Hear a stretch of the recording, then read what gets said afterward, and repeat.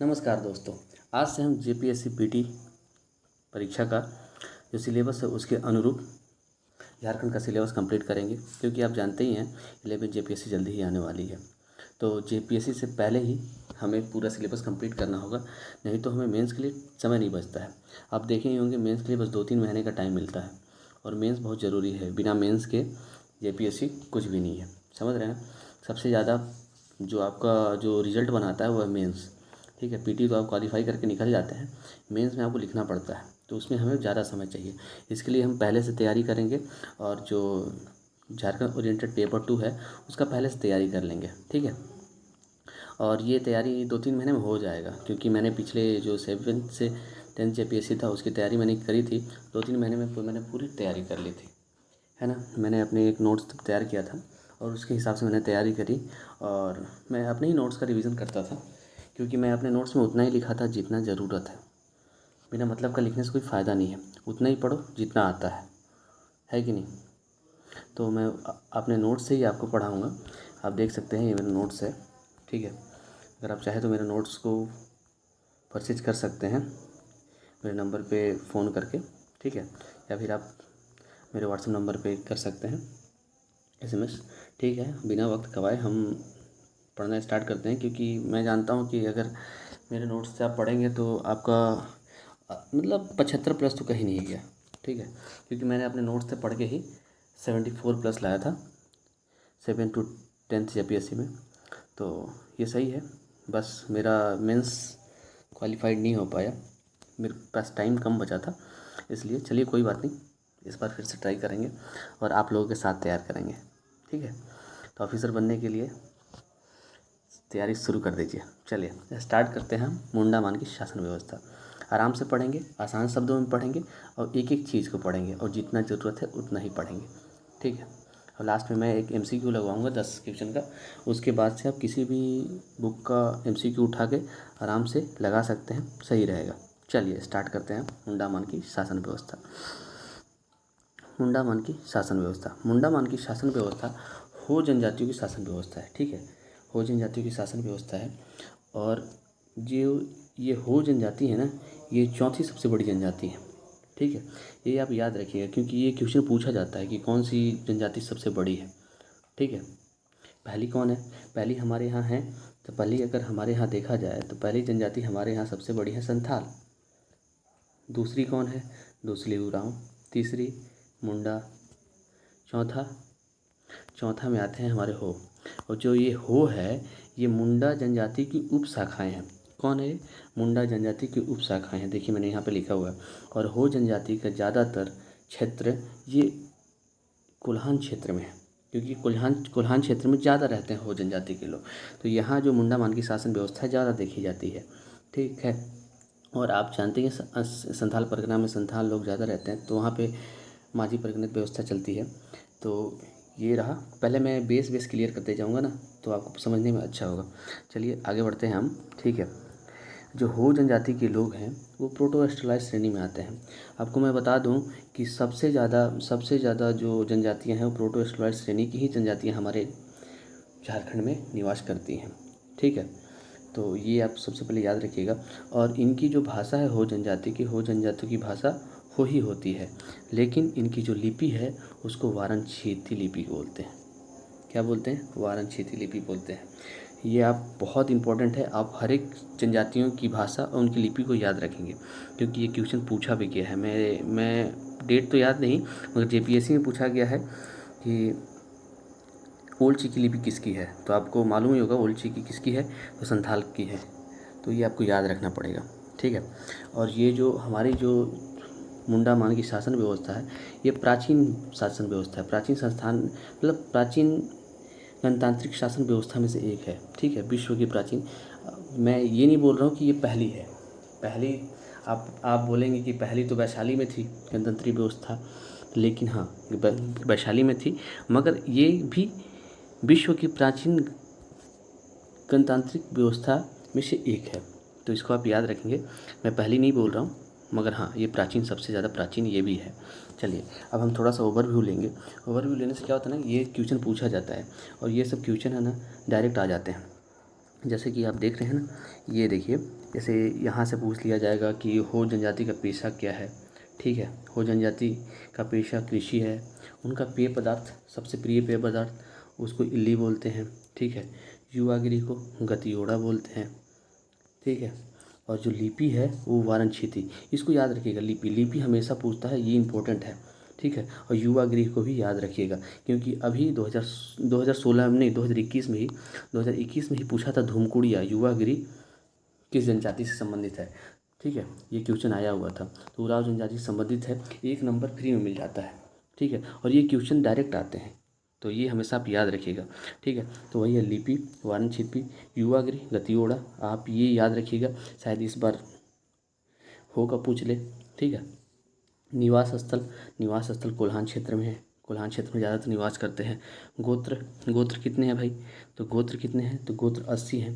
तो ये अगर आप नहीं भी याद करेंगे तो कोई दिक्कत नहीं है। ठीक है, और ये अखाड़ा, अखाड़ा अखाड़ा अखाड़ा क्या होता है, अखाड़ा वहाँ ये चीज़ होता है जहाँ पे लोग, सामूहिक लोग से जुटते हैं, वहाँ पे नाच गाना करते हैं। जैसे कि पंचायत लगती है, ऐसा स्थान जो मतलब गांव के बीच में होता है, उसको अखाड़ा बोलते हैं। ठीक है, और ये अखाड़ा में ही पूरे जो सामूहिक कार्यक्रम होता है वो प्रस्तुत होता है। ठीक है, मगर अखाड़ा को हो जनजाति में क्या बोलते हैं, ये क्वेश्चन हमेशा पूछा जाता है, आप याद रखिएगा। सटे टुरुट, क्या, सटे टुरुट बोलते हैं। ठीक है, ये हमेशा याद रखिए, ये बहुत इंपॉर्टेंट क्वेश्चन है। ठीक है, और ये डायरेक्ट डायरेक्ट आएंगे, ये क्वेश्चन डायरेक्ट आ जाते हैं। अब चलिए, अब हम नीचे देखेंगे प्रमुख त्यौहार। प्रमुख त्यौहार, सबसे ज़्यादा प्रमुख त्यौहार क्या है भाई, तो प्रमुख त्यौहार देखिए। ठीक है, तो प्रमुख त्यौहार अगर हम देखें तो प्रमुख त्यौहार में माघे सबसे पहले आता है। ठीक है, आप ये देखिएगा, जो ये माघे है ये सबसे प्रमुख त्यौहार है, उसके बाद बहा है। ठीक, ये हमेशा आप याद रखिएगा। और जो सबसे ज़्यादा प्रचलित विवाह हो जनजातियों में, वो आदि विवाह। उरांव में क्या होता है, आपको याद है, उरांव का अगर आप याद होगा तो आप मुझे कमेंट सेक्शन में लिखिएगा। ठीक है, मैं आपको बता देता हूँ, उरांव में आयोजित विवाह होता है। ठीक है, और यहाँ पे क्या होता है, आदि विवाह होता है।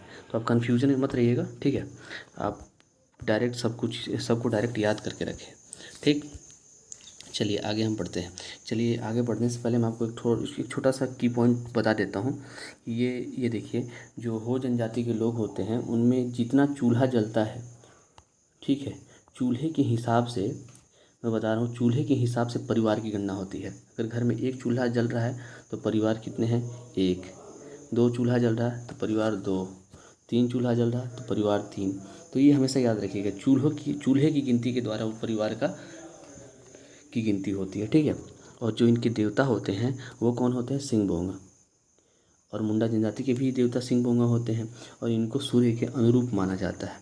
ठीक है, चलिए अब सबसे इम्पोर्टेंट क्वेश्चन बताने वाला हूँ मैं आपको। ठीक है, सबसे इम्पोर्टेंट क्वेश्चन है, और ये रहा नोट। ठीक है, अब देखिए, ये आप समझ लीजिए, इससे एक क्वेश्चन आया हुआ है। ठीक है, ये क्वेश्चन आया हुआ है, आप इसे ध्यान से समझिएगा।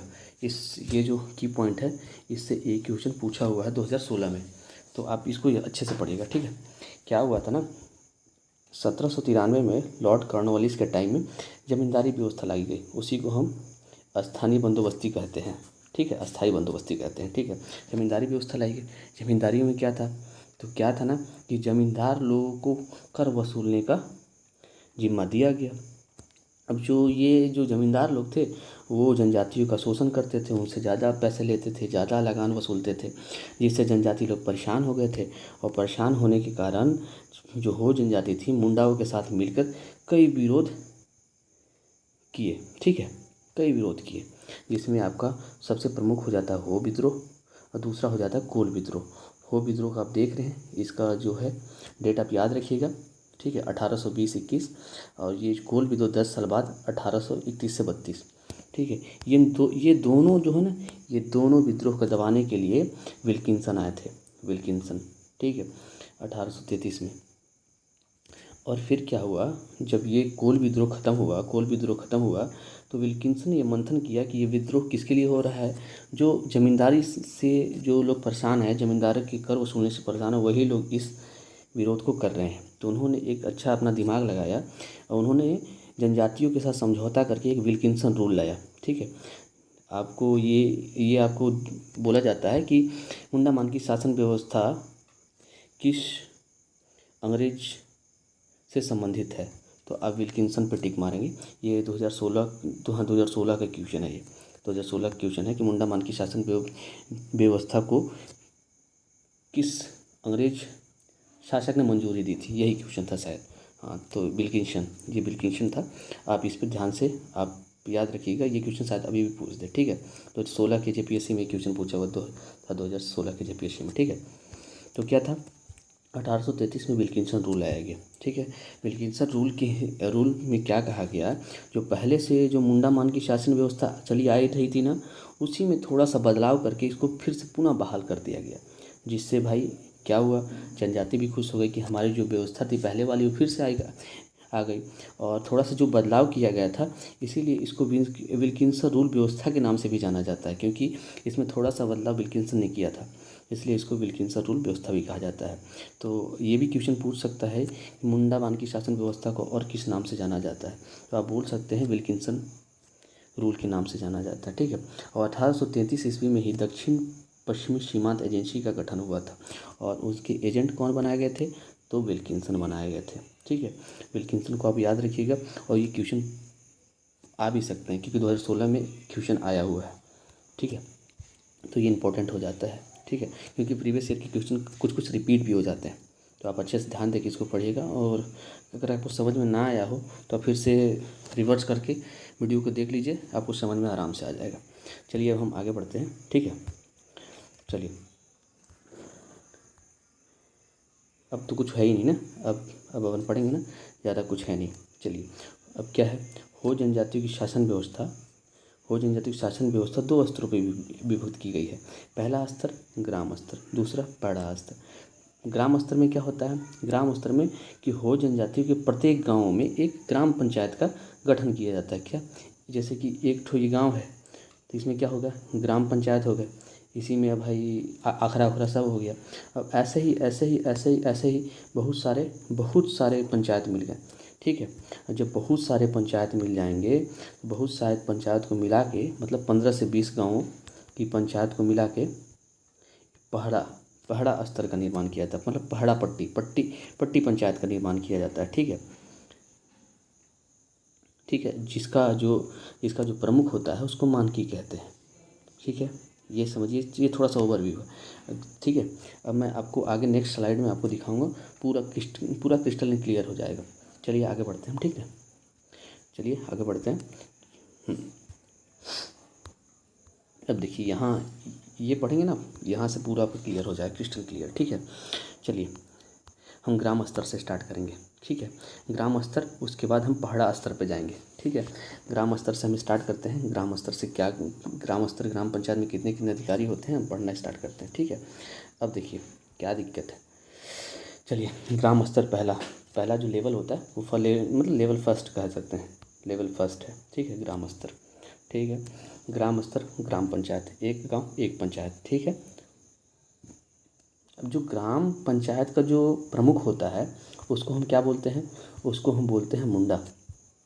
क्या बोलते हैं, मुंडा। जैसे कि हमारे यहाँ ग्राम पंचायत का जो मुखिया होता है ना, जो उसका प्रमुख होता है उसको मुखिया बोलते हैं, उसी प्रकार मुंडामान की शासन व्यवस्था में गांव के प्रमुख को मुंडा बोलते हैं, जो सभी प्रकार के प्रशासनिक राजनीतिक कार्यों को संपन्न कराता है, ठीक है। और ये क्या होते हैं, ये वंशानुगत होते हैं, मतलब एक ही परिवार से होते हुए आते हैं। अगर मेरा, जैसे कि मैं आपको वंशानुगत बता रहा हूँ, जैसे मैं हूँ तो मेरा बेटा भी मुंडा बनेगा, मेरे बेटे का ही बेटा जो बढ़ेगा वो भी मुंडा ही बनेगा, ठीक है। तो वो ये वंशानुगत आ जाते हैं।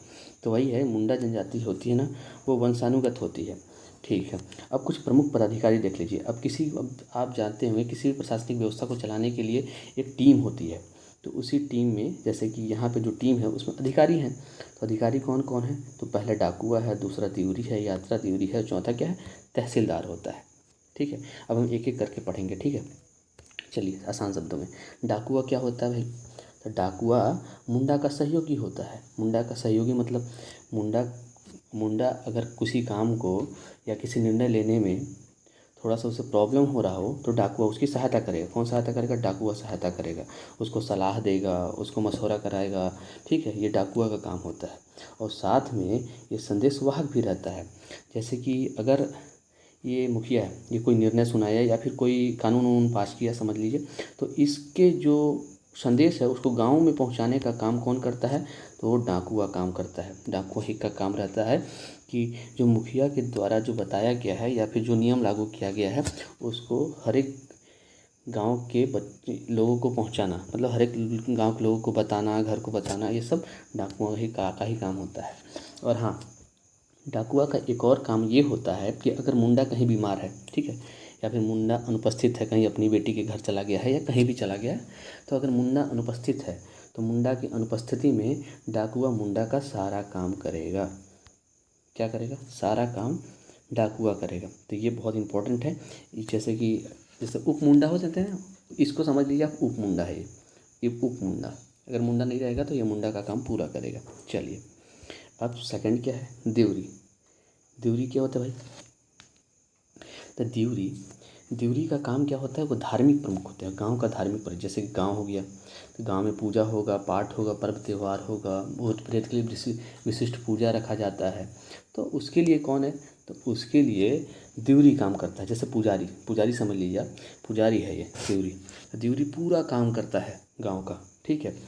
और ये देवरी समझ लीजिए, एक पंडित है, गांव का एक पंडित है, ठीक है। और उस देवरी की सहायता करने के लिए यात्रा देवरी है, और यात्रा देवरी का वही काम है जो डाकुआ का मुंडा के प्रति था। यानी कि यात्रा देवरी का सहयोगी है। अगर कहीं देवरी अगर अनुपस्थित है या फिर बीमार है, उस स्थिति में यात्रा देवरी का काम करेगा। तो ये क्या है, ये सहयोगी है देवरी का। जैसे अपन ही देखते हैं कैबिनेट मंत्री होते हैं, जैसे कि कैबिनेट मंत्री हो गए, कैबिनेट मंत्री के बाद राज्य मंत्री होते हैं उनके सहयोग के लिए। उसी प्रकार है कि देवरी के सहयोग के लिए यात्रा देवरी है, ठीक है। अब चलिए, आपको समझ में आ गया होगा। अब हम आगे बढ़ते हैं, क्या है, अब हम बोलते हैं तहसील। तहसील क्या होता है भाई, तहसीलदार ना, तहसील तो हम लोग अपने इलाके में बोलते हैं तहसील। अब देखिए तहसीलदार क्या होते हैं। तहसीलदार का काम होता है लगान की वसूली करना, ठीक है। इस लगान की वसूली करना, जो कर है उसको वसूली करना, राजस्व मतलब समझ जाइएगा भैया, राजस्व अधिकारी है, पैसे को जमा करने का काम इसका है। जैसे नजराना, पेशकश की वसूली करना, ये सब तहसीलदार का काम होता है, ठीक है। और इसी तहसीलदार को हटाकर, ठीक है, और ये ज़मींदारी प्रथा में ज़मींदार को पूरा अधिकार दे दिया गया था वसूलने का। तो ज़मींदार मनमाना वसूल कर रहा है, इसलिए तो विरोध हो रहा था। तो विल्किंसन रूल के बाद तहसीलदार को फिर से बहाल कर दिया गया। तो ये बहुत इंपॉर्टेंट है, इसको आप याद रखिएगा। और हाँ, मैं थोड़ा एक कीवर्ड भूल गया, मैं आपको एक चीज़ और पता चलिए, उसको लास्ट में बताता हूँ, ठीक है, लास्ट में बताऊँगा, लास्ट में सही रहेगा। चलिए, अब ये तो ग्राम स्तर हुआ, ठीक है। अब ग्राम स्तर से अपन चलेंगे पहरा स्तर। पहरा स्तर क्या है भाई, अगर दो, जैसे पहरा स्तर में क्या होता है, तो पहरा स्तर जैसे ग्राम पंचायत में किसी भी जैसे विवादों का निपटारा नहीं हो पा रहा है, ठीक है, तो ये कहाँ जाएगा, तो इसको अपर लेवल पे भेजते हैं, मतलब लेवल 2। लेवल 2 क्या है, लेवल 2 पहरा स्तर है, तो पढ़ा स्तर पे हम भेज देंगे इसको। या फिर पट्टी पंचायत, वही पढ़ा स्तर में पट्टी पंचायत होता है। पट्टी पंचायत के यहाँ पे जो जो विवाद है वो हस्तांतरित हो जाता है, अगर ग्राम पंचायत उसका निपटारा नहीं कर पा रहा है तो। जैसे कि अंतरजातीय मतलब अंतर पंचायती विवादों का निपटारा करता है। अंतर पंचायती विवाद सब समझ रहे हैं, चलिए मैं आपको बताता हूँ। जैसे ये मेरा पंचायत है, ये आपका पंचायत है, बीच से एक नदी पार हो रही है। अब हम बोल रहे हैं कि ये नदी हमारी है, आप बोल रहे हैं ये नदी हमारी है, इसका पानी हम यूज़ करेंगे, वो बोल रहा है कि हम यूज़ करेंगे। तो इसका जो विवाद होगा उसका निपटारा कौन करेगा, उसका निपटारा करेगा पढ़ा पंचायत, उसका निपटारा करेगा। इसका जो प्रमुख होता है उसको मानकी कहते हैं। अभी आपको समझ में आ गया। चलिए, और ये पढ़ा जो पंचायत जो होता है या पट्टी पंचायत, उसका निर्माण कैसे होता है, तो पढ़ा और पट्टी पंचायत का निर्माण 15 से 20 गाँवों को मिलाकर होता है, ठीक है।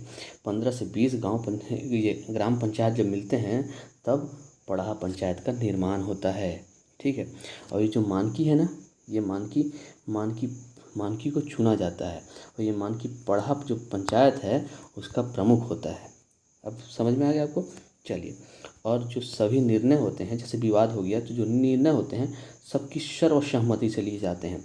और इस पंचायत में और इस पंचायत में सभी मुंडा और डाकुआ का भाग लेना अनिवार्य होता है, तभी तो हर एक विवाद का निपटारा हो पाएगा। सब लोग अपना अपना मत देंगे और फिर मतदान होगा और सर्वसहमति से निर्णय लिया जाएगा। ठीक है, तो पढ़ा पंचायत का जो प्रमुख होता है उसको क्या बोलते हैं, तो मानकी बोलते हैं। और हाँ, मानकी को ही पढ़ा राजा बोलते हैं, क्योंकि पढ़ा पंचायत का प्रमुख है ये, इसलिए इसको पढ़ा राजा भी बोलते हैं कभी कभी। ठीक है, और एक से अधिक भी मानकी हो सकते हैं, हमेशा नहीं होते, कभी कभी हो सकते हैं। तो इसको आप ऐसे ही मतलब याद रखिएगा, ये आने वाला नहीं है, मैं ऐसे ही बुक्स पढ़ रहा था, उसमें लिखा हुआ था तो मैं सोचा आपको ही बता दूँ। ठीक है, ये हो गया आपका सेकंड स्तर। तो आप समझ गए कि पहला स्तर क्या था जी, पहला जो स्तर था वो ग्राम स्तर था। ग्राम स्तर पे अपन देखिए, जो ग्राम स्तर से जो जिस चीज़ का निपटारा नहीं हो पाया, जिस मामलों का निपटारा नहीं होगा, उसको कहाँ भेज दिया गया, पढ़ा पंचायत में। पढ़ा पंचायत कितने लोग, कितने गाँवों से मिलकर बना, तो 15 से 20 गाँवों से मिलकर बना। ठीक है, पढ़ा पंचायत कितने गाँव से मिलकर बना, तो 15 से 20 गाँवों को मिलकर बना। ठीक है, तो ये आप देखिएगा। और क्या है, इसका जो प्रमुख होता है उसको मानकी कहते हैं। तो यही है जो की पॉइंट है। आप एक बार फिर से, अगर आपको नहीं समझ में आया तो आप एक बार देख लीजिएगा दोनों को, मगर मेरे को मालूम है कि मैं अच्छे से समझाऊँ, आपको समझ में आ ही गया होगा। चलिए, अब एक तो की पॉइंट है नीचे, इसको आप अच्छे से देखिएगा। ठीक है, इसको आप देख लीजिएगा। ये देखिए, इसमें लिखा गया है कि कहीं कहीं 5 से 10 गाँवों को मिलाकर एक पीड़ का निर्माण किया जाता है। कहीं कहीं, हमेशा नहीं। जैसे कोल्हान क्षेत्र के किसी भी इलाके में 5-10 गाँवों को मिलाकर एक पीड़ का भी निर्माण किया जाता है। और जब 26 पीड़ हो जाते हैं तो ये 26 पीड़ पंचायत का निर्माण करते हैं। और ये जो पीड़ पंचायत है, ये पट्टी पंचायत या पढ़ा पंचायत के ही अनुरूप रहता है। क्या होता है, पट्टी पंचायत या पढ़ा पंचायत के ही अनुरूप रहता है। और इसका जो प्रमुख होता है वो भी मानकी कहलाता है। ठीक है, आप समझ में आ गए। मगर ये कहीं कहीं होता है। ठीक है, ज़्यादातर आपको पट्टी पंचायत वाली ही व्यवस्था चारों तरफ देखने को मिलेगी, पीड़ वाली व्यवस्था बहुत कम देखने को मिलती है। मगर हाँ, हम पढ़ रहे हैं तो हर एक चीज़ पे नज़र डालेंगे। ठीक है, तो आप क्या समझे, 5 से 10 गाँवों को मिलाकर एक पीड़ का निर्माण किया जाता है और 26 पीड़ को मिलाकर एक पीड़ पंचायत का निर्माण किया जाता है। और ये पीड़ पंचायत क्या होता है जी, पट्टी पंचायत के ही अनुरूप होता है। ठीक है, ये पट्टी पंचायत के ही अनुरूप होता है। और इसका जो प्रमुख होता है उसे भी हम मानकी कहते हैं। ठीक है, इसका प्रमुख क्या होता है, मानकी होता है, याद रखिएगा। चलिए, अब क्या था, मैं आपको क्या बोलने वाला था, हाँ, एक और की पॉइंट बताने वाला था। ठीक है, ये मैं आपको पहले स्लाइड में बता दे रहा हूँ। हाँ, ये ठीक है, यहाँ पे आप एक ऐड कर लीजिएगा। हो जनजाति में क्या होते हैं, हो जनजाति में बधू मूल्य दिया जाता है। ठीक है, बधू मूल्य, जो बधू मूल्य है हो जनजाति का, बधू मूल्य। ठीक है, जो बधू मूल्य है उसे हम दिरी बोलते हैं। दिरी, क्या बोलते हैं उसको हम, तो दिरी बोलते हैं। ठीक है, तो आप हमेशा इसको याद रखिएगा कि दिरी बोलते हैं बधू मूल्य को। ठीक है, बधू मूल्य, तो ये आप याद रखें क्योंकि जेपीएससी 2021 में ये क्वेश्चन पूछा गया था। ठीक है, बहुत इंपॉर्टेंट क्वेश्चन है, तो मैं सोचा आपको उससे के साथ डिस्कस कर लूँ, क्योंकि मैं यहाँ पे लिखना भूल गया था, तो मैं सोचा आपको बाद में ही बता देता हूँ। ठीक है, तो आप याद रखिएगा, जो बधू मूल्य है उसको दिरी बोला जाता है। और विल्किंसन रूल किसको बोला जाता है, तो विल्किंसन रूल इन्हीं को क्या बोलते हैं, मुंडा की शासन व्यवस्था को ही बोला जाता है। तो इतना तो आपको समझ में आ गया होगा। चलिए, अब हम क्या करते हैं ना, अब हम MCQ लगा लेते हैं। तो अगर हम MCQ अगर पूरा लगा लेते हैं तो हम जितना पढ़ें उतना कन्फर्म हो जाता है कि हमने क्या पढ़ा हुआ है। ठीक है, चलिए स्टार्ट करते हैं हम MCQ। और ये बहुत सही है कि अगर आप किसी टॉपिक को पढ़ते हैं तो उसका MCQ लगा लीजिए, क्योंकि MCQ लगाने के बाद आपको पता चल जाता है कि आपने उसको कितना पढ़ा हुआ है। ठीक है, चलिए हम लोग पहले क्वेश्चन से के साथ स्टार्ट करते हैं। ठीक है, पहला क्वेश्चन क्या है हमारा, पहला क्वेश्चन है, मुंडा मन की शासन व्यवस्था को किस अंग्रेज अधिकारी ने मान्यता दी थी। कौन थे विल्किंसन। ये क्वेश्चन 2016 जेपीएससी में पूछा गया है। ठीक है, इसको आप देख लीजिएगा। ठीक, अब आप मेरे ख्याल से आपको तब तक याद ही हो गया होगा। ठीक है, आप रिलेट करके भी याद कर सकते हैं। ठीक, दूसरा क्वेश्चन क्या है भाई, दूसरा है मुंडा मान की, देखिए ना, सॉरी, हाँ, दूसरा क्वेश्चन क्या है भाई, मुंडा मान की शासन व्यवस्था में मुंडा का निम्न में से कौन सा कार्य है। तो मुंडा का कौन सा कार्य है, तो मुंडा प्रशासनिक कार्य भी करता है, न्यायिक कार्य भी करता है और राजस्व वसूली भी करता है। मतलब उपयुक्त सभी कार्य करता है। अब आप ये बोलेंगे कि राजस्व वसूली का काम तो तहसीलदार का होता है, तो तहसीलदार किसके अंडर में आता है भाई? तहसीलदार भी तो मुंडा के ही अंडर में आता है क्या? पंचायत के अंडर में आता है, पंचायत का प्रमुख मुंडा है, तो तहसीलदार भी तो मुंडा के ही अंडर में आएगा। तो ये जो तीनों कार्य है वो सब मुंडा के अंदर आएंगे, मतलब मुंडा उस सभी कार्यों का देख रेख करेगा। तो हम उपरोक्त सभी ही आंसर मारेंगे, ठीक है। चलिए अब थर्ड क्वेश्चन देखते हैं अपन। थर्ड क्वेश्चन क्या है? मुंडामान की शासन व्यवस्था में कितने गांवों को मिलाकर पीढ़ का निर्माण किया जाता है? सॉरी, इसको पीढ़ नहीं, पट्टी कर लीजिएगा, पट्टी का निर्माण करते हैं। तो मैंने आपको बताया था 15 से 20 गाँवों को मिलाकर, 15 से 20 गाँव जब मिलेंगे तब एक पट्टी का निर्माण होगा। और उस पट्टी का जो प्रमुख कौन होगा? अब तक आपको याद हो गया होगा, उसका प्रमुख मानकी होता है, ठीक है, उसका प्रमुख मानकी होता है। चलिए हम चौथे नंबर क्वेश्चन पर चलते हैं। अगर आप चौथा नंबर क्वेश्चन अगर अच्छे से लगा लेते हैं तो मैं समझता हूँ कि आपको पूरा क्लियर है, क्रिस्टल क्लियर हो जाएगा, ठीक है। चलिए चौथा हम लगाते हैं। चलिए चौथा क्या है? तहसीलदार। तहसीलदार का क्या काम है? आपको मैं बताया था कि जो तहसीलदार होता है उनका काम होता है राजस्व वसूली करना। राजस्व वसूली कहाँ है भाई? हाँ, ये रहा थर्ड नंबर पे, राजस्व वसूली करता है, लगाने वो वसूली करता है, ये सब तहसीलदार का काम होता है, ठीक है। अब ड्यूरी का काम क्या होता है? तो ड्यूरी क्या होता है? ड्यूरी धार्मिक प्रमुख होता है। क्या करता है? धार्मिक प्रमुख होता है। तो ये गांव का धार्मिक प्रमुख यहाँ पे चौथे नंबर पर टिक कर दे रहे हैं अपन। मानकी का क्या काम है भाई? मानकी कौन होता है? तो मानकी पढ़ा पंचायत का प्रमुख होता है, और ये पढ़ा पंचायत 15 से 20 गाँवों को मिलाकर बना जाता है, ठीक है। ठीक। मुंडा का काम, तो मुंडा क्या है? मुंडा ग्राम पंचायत का प्रमुख है, ठीक है। अब देखिए डाकुआ का क्या काम है? डाकुआ को बताया था मैं कि डाकुआ संदेश वाहक के रूप में कार्य करता है और मुंडा का ये सहयोगी भी होता है, तो इसको आप याद रखिएगा। यात्रा देवरी, ये तो आप समझ में आ जाएगा कि आपको देवरी का ही सहयोगी है ये यात्रा देवरी। तो अगर आप इतना, अगर ये क्वेश्चन है ना, ये क्वेश्चन आपके 6 जितने भी पदाधिकारी हैं या फिर अधिकारी हैं उन सब के कामों को यहाँ पे समेट दिया है। इतना आप जान के तो समझिए कि आप मुंडामान की शासन व्यवस्था की एक क्वेश्चन बना सकते हैं, ठीक है। चलिए अब हम नीचे वाले क्वेश्चन पे चलेंगे। पांचवा क्वेश्चन क्या बोलता है हमारा? पांचवा क्वेश्चन हमारा बोलता है कि मुंडामान की शासन व्यवस्था किस क्षेत्र में सर्वाधिक देखने को मिलता है? किस क्षेत्र में देखने को मिलता है? तो आपको मालूम होगा कोल्हान क्षेत्र में सबसे ज़्यादा देखने को मिलते हैं। कोल्हान क्षेत्र में ही मुंडा, हो, ये सब देखने को मिलते हैं।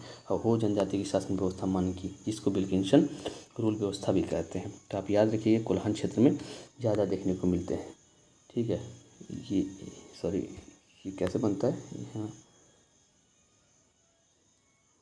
ये इलाका होता है कोल्हान क्षेत्र, यहाँ पे आपको मिलेंगे हो जनजाति के लोग, ठीक है। तो आप याद रखिएगा, आपको हर एक जनजाति का कहाँ ज़्यादा रहते हैं वो आपको याद करना पड़ेगा, क्योंकि क्वेश्चन पूछता है। चलिए अब 6 नंबर क्वेश्चन पे हम चलते हैं कि झारखंड में कौन सी जनजाति तीसरी और चौथी सबसे बड़ी जनजाति है? ये तो मैंने आपको बताया है, तीसरी सबसे, मतलब पहले ही स्टार्टिंग बताया था कि पहली कौन है, दूसरी कौन, तीसरी कौन, चौथी कौन है। चलिए मैं आपको फिर बता देता हूँ। पहली कौन है? पहली संथाल, दूसरी तो दूसरी हो जाते हैं उरांव, दूसरी उरांव, तीसरी मुंडा, चौथा हो गया ना। तो आप आराम से लगा सकते हैं कि पहली, तीसरी मुंडा और चौथी हो गया बी नंबर आंसर। चलिए आगे बढ़ते हैं हम 7 नंबर क्वेश्चन पे। हो जनजाति की भाषा एवं लिपि क्या है? थोड़ा सा हैंडराइटिंग मेरी ख़राब है, थोड़ा मैनेज कर लीजिएगा, मगर हाँ आप आराम से पढ़ सकते हैं क्योंकि मैं बोल रहा हूँ ना, ठीक। तो हो जनजाति की भाषा और लिपि क्या है? तो ये आप याद रखिएगा, हो जनजाति की भाषा हो होती है और लिपि क्या होती है? वारनक्षिति। क्या होती है? वारनक्षिति लिपि होती है, ठीक है। तो यहाँ पे कहीं दिया हुआ है हो दिया हुआ है मगर लिपि में वारनक्षिति नहीं है, यहाँ पे मुंडारी दिया हुआ है, यहाँ हो दिया हुआ मगर वारनक्षिति नहीं है। तो इसमें क्या आंसर होगा? तो इनमें से कोई नहीं, जो आंसर होगा इसका इनमें से कोई नहीं, ये मारेंगे। क्वेश्चन क्या है, आंसर क्या मारेंगे? इनमें से कोई नहीं। अगर आंसर होता तो हो और वारनक्षिति लिखा हुआ होता, ठीक है। चलिए अब अपन 8 नंबर क्वेश्चन को देखेंगे। 8 नंबर क्वेश्चन क्या है? 8 नंबर क्वेश्चन है कि हो जनजाति का प्रमुख पेय पदार्थ, ये आप याद रखिए, पेय पदार्थ इल्ली होता है। ये हमेशा याद रखिए इल्ली होता है। बहुत से मतलब अगर देखा जाए बहुत से जनजातियों का पेय पदार्थ हड़िया होता है, मगर हो जनजातियों का पेय पदार्थ इल्ली होता है। ये क्वेश्चन डायरेक्ट आते हैं, डायरेक्ट, ठीक है ना। ये आप हमेशा याद रखिएगा और ये आपकी जनजातियों में कभी भी काम करेंगे। अगर जब आप जनजाति पढ़िएगा ना और इसको पढ़ के गए हैं ना, जनजाति पढ़ेंगे तो कोई दिक्कत नहीं होगा। मतलब अगर आप जनजाति थोड़ा सा भी देखें ना तो भी आपका क्लियर हो जाए, क्योंकि जनजाति की जितनी भी चीज़ें जो इंपॉर्टेंट है मैं इसी में पढ़ा दे रहा हूँ आपको, ठीक है। चलिए अब हम लोग 9th नंबर क्वेश्चन पे चलेंगे। 9th नंबर क्वेश्चन क्या बोलता है, ठीक है। 9th नंबर क्वेश्चन हमारा बोलता है कि मुंडा मन की शासन व्यवस्था में गांव का राजस्व अधिकारी कौन होता है। तो गांव का राजस्व अधिकारी, ठीक है, गांव का राजस्व अधिकारी कौन रहता है, तो तहसीलदार रहता है। क्या तहसीलदार तो यहाँ है कि नहीं है। अब मुंडा को आप बोलेंगे मुंडा तो सबका रहता है, तो भाई गांव का राजस्व अधिकारी बोल रहा था। गांव का राजस्व अधिकारी तहसीलदार होता है, तहसीलदार, ठीक है, तहसीलदार होता है। तो इसमें तहसीलदार इसमें है नहीं, तो अपन क्या मारेंगे, इसमें अपन इनमें से कोई नहीं टिक मारेंगे, ठीक है, इनमें से कोई नहीं, ठीक है। चलिए कितने पीड़ को मिलाकर, 10th नंबर क्वेश्चन, कितने पीड़ को मिलाकर पीड़ पंचायत का गठन किया जाता है। मैंने आपको लास्ट में बताया था कितने पीड़ को मिलाकर, ठीक है। जब 5 से 6 गांव अगर मिलाएंगे तो एक पीड़ बनता है, ठीक है। और जब 26 पीड़ मिलते हैं तो पीड़ पंचायत बनता है। क्या बनता है, पीड़ पंचायत बनता है। तो इसमें क्या बोला है, पीड़ पंचायत, पीड़ पंचायत का गठन 25 से 26 पीड़ जब मिलते हैं तब जाके पीड़ पंचायत का गठन होता है। तो इसका आंसर होगा डी, ठीक है। अब देखिए 11th नंबर की, मुंडा जनजाति की उपशाखा कौन है, तो उपशाखा हो है, क्योंकि मुंडा जनजाति और हो जनजाति आपस में मिलते जुलते हैं, ठीक है। मतलब मिला जुला संस्कृति रहता है, उनकी भी संस्कृति थोड़ी समान रहती है, ठीक है। तो ये दोनों उपशाखा हैं, मतलब हो जनजाति मुंडा जनजाति की उपशाखा है। चलिए आज का पूरा क्लास ख़त्म हो गया। अगर आपको कहीं भी दिक्कत हो गया तो आप कमेंट सेक्शन में हमें बता दीजिएगा, मैं आपको एसएमएस कर दूँगा, ठीक है। और ये मेरा रहा। अगर आप मेरा हैंड रिटन नोट्स लेना चाहते हैं तो आप हैंड रिटन नोट्स के लिए 40 रुपये पे करके मेरा पूरा, मतलब जितने भी शासन व्यवस्था है सबका नोट्स आपको 40 रुपये मिल जाएगा। और सबका जो चैप्टर वाइज जो MCQ है उसको मिला के 50 रुपये आप पेमेंट करिएगा, सब मिल जाएगा, ठीक है।